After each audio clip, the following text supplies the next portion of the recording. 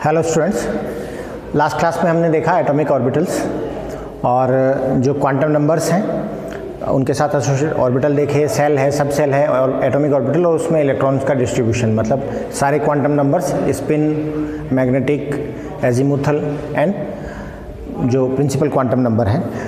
उससे पहले हम पोस्टुलेट्स देख चुके हैं, 1 dimension box, 3 dimension box, hydrogen atom में कैसे स्फेरिकल जो पोलर कोऑर्डिनेट्स हैं वो किस तरीके से यूज़ होते हैं। तो ये हमने बेसिक जो क्वांटम मैकेनिक्स देखी।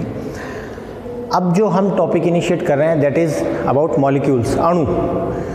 तो अणु जो है वो परमाणु से मिलके बना है, ये बहुत पहले से हम पढ़ते आ रहे हैं।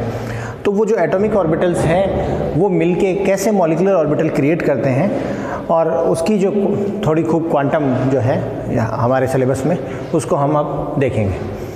तो जो सबसे ज़्यादा एक्सेप्टेबल या एक्सेप्टेड थ्योरी है वो है LCAO, linear combination of atomic orbitals. Molecular orbital जो हैं वो एटॉमिक ऑर्बिटल से मिलके बने हैं। जितनी संख्या में एटॉमिक ऑर्बिटल होंगे उतनी ही संख्या में मॉलिक्यूलर ऑर्बिटल बनेंगे। ठीक है, तो इस थ्योरी को हम आज इनिशिएट करते हैं। मान लीजिए दो एटम्स हैं A और B, ये आपस में इंटरेक्ट करें तो हम ये माने कि A का जो इंटरेक्ट करने वाला इलेक्ट्रॉन है उससे एसोसिएटेड वे है साई A और इससे एसोसिएटेड वे है साई B। लीनियर कॉम्बिनेशन का मीनिंग है ये लीनियरली कंबाइन हो।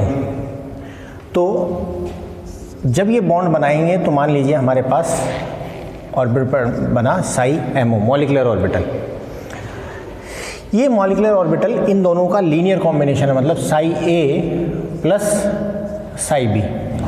लेकिन इनका कंट्रीब्यूशन कैसा है ये डिफाइन करेगा इनका मिक्सिंग फैक्टर। तो आगे लिखा जाता है C1, यहाँ लिखा है C2।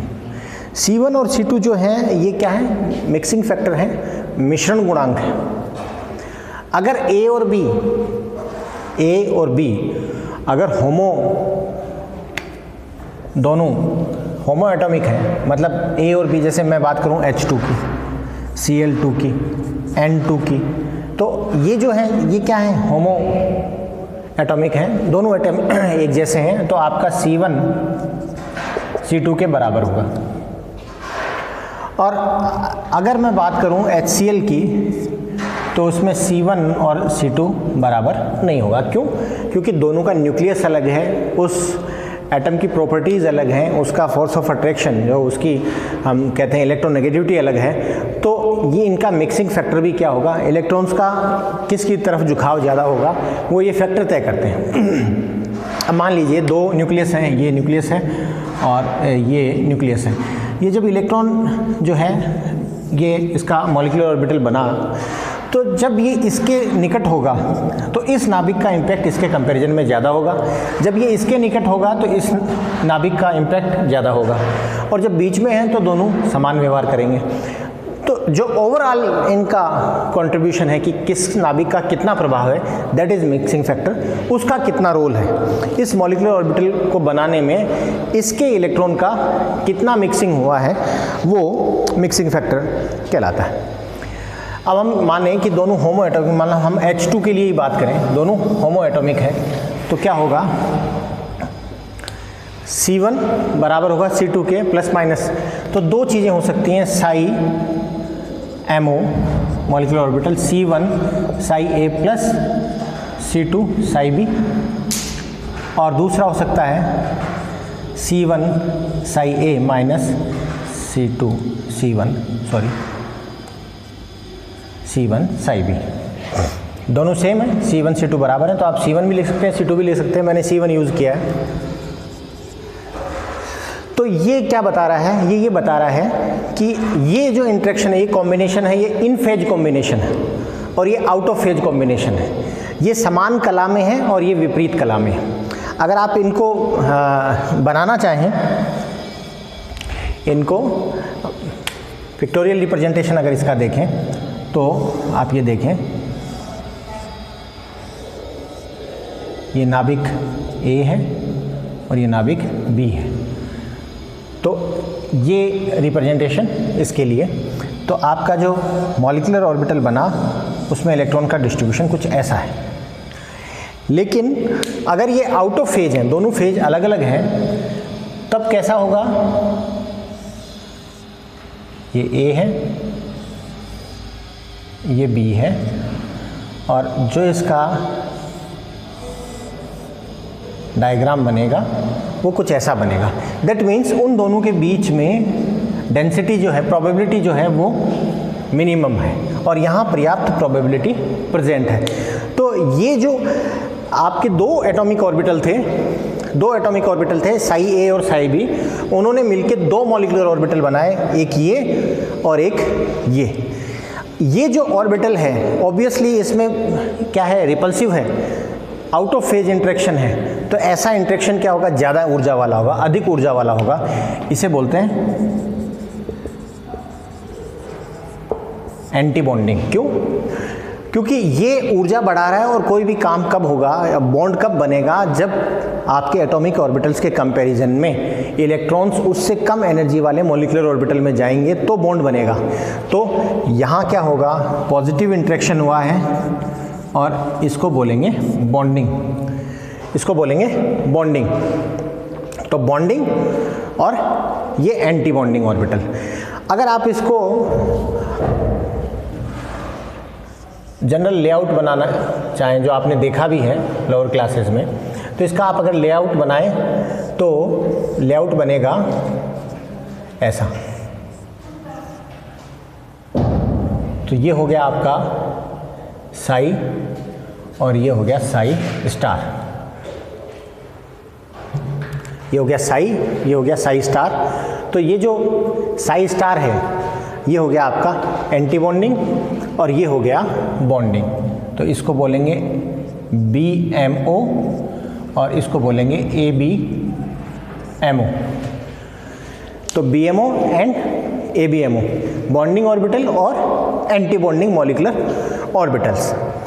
तो ये जो है ये कम ऊर्जा का है। कम ऊर्जा का क्यों है? कम ऊर्जा का इसलिए क्योंकि इनमें इन फेज ये पॉजिटिव इंटरेक्शन हुआ है, तो ये स्टेबलाइज होगा। टोटल एनर्जी जो है वो कंजर्व्ड है, जितनी एनर्जी इसकी थी साई और साई बी की उतनी ही है। इसमें दो ऑर्बिटल बने, एक उतना ही ज़्यादा स्टेबलाइज है, उसके कंपैरिजन में उतना ही ज़्यादा, तो टोटल एनर्जी वही है। लेकिन इलेक्ट्रॉन एक ऑर्बिटल में दो आ सकते हैं, इसलिए एक इलेक्ट्रॉन यहाँ से आया, एक इलेक्ट्रॉन यहाँ से आया, टोटल इलेक्ट्रॉन दो ही हैं, और वो दोनों इलेक्ट्रॉन किस में गए? लोअर एनर्जी वाले में गए। तो अब जो सिस्टम बना वो ज़्यादा स्टेबलाइज है। तो H जो फ्री एटम था उसके कंपैरिजन में जो H2 बना वो क्या है? मोर स्टेबलाइज्ड है कंपैरेटिवली H हाइड्रोजन एटम के। तो ये किस वजह से?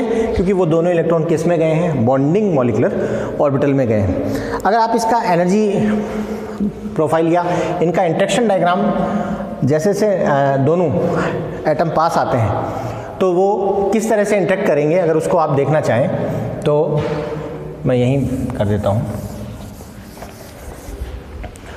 आप देखें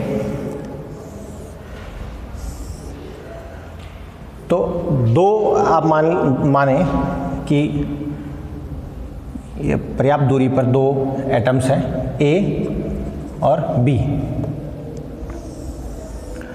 जब ये पास आएंगे, जब ये दोनों पास आएंगे तो यहाँ आपको जो प्रोफाइल मिलेगा वो प्रोफाइल मिलेगा कुछ ऐसा। ये क्या बता रहा है? ये एनर्जी प्रोफाइल क्या बता रहा है? ये बता रहा है कि एक ऐसी दूरी आएगी जब ऊर्जा क्या होगी? मिनिमम होगी। एनर्जी क्या होगी? मिनिमम होगी। तो ये क्या कहलाती है? ये कहलाती है बॉन्ड लेंथ।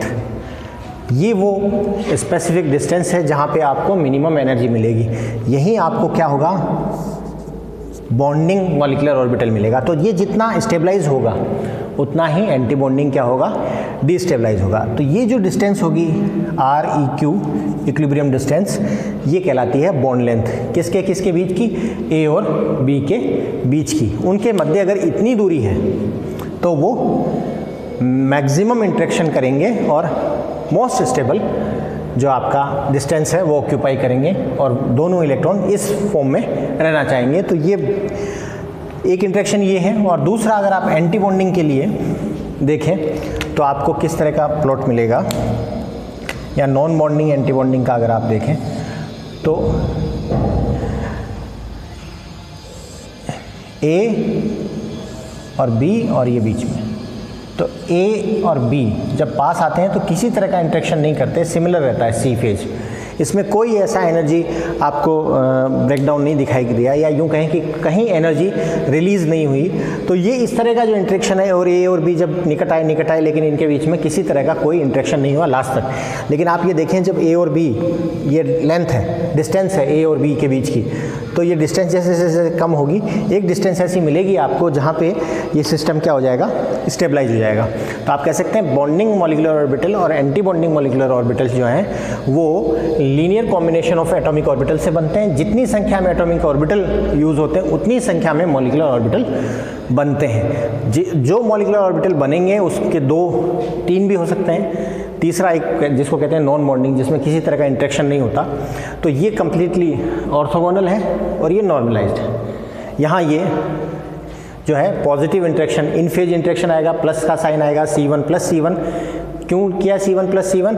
क्योंकि हमने बात की हाइड्रोजन एटम की। तो दोनों एटम जो है ए और बी जो साई फंक्शन है वो एक ही एटम से जुड़े हैं, तो उन दोनों के न्यूक्लियस की जो कैरेक्टरिस्टिक्स हैं इलेक्ट्रॉन्स को अट्रैक्ट करने की, उनको बांधे रखने की, वो सब क्या है, सिमिलर है। तो मिक्सिंग फैक्टर जो है वो न्यूक्लियस की प्रॉपर्टीज़, न्यूक्लियस इलेक्ट्रॉन के इंटरेक्शन पर डिपेंड करता है। जब दोनों एटम सेम है तो उनके न्यूक्लियस और इलेक्ट्रॉन के बीच का इंटरेक्शन सिमिलर होगा।